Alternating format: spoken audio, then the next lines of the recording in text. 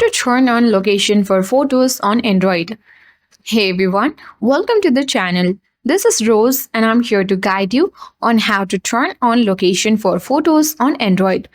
Watch the video till the end, and without any further ado, let's dive right into the video.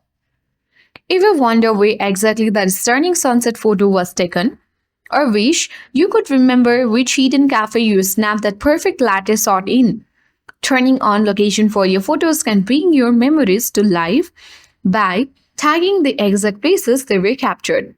So, in order to turn on that feature, you simply need to open the camera app on your device.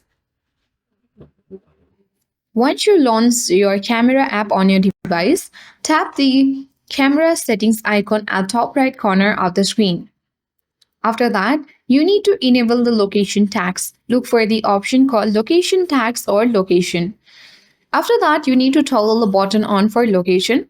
This will help us to display location information in photos or video details. Once you have done that, every time you snap a photo, the location data will receive along with it, helping you recall exactly where those moments happened. So that's all for today. Hope this video helped you. If you are new to our channel, hit the like button and subscribe for more tech and tips videos. Thank you for watching and see you in the next videos.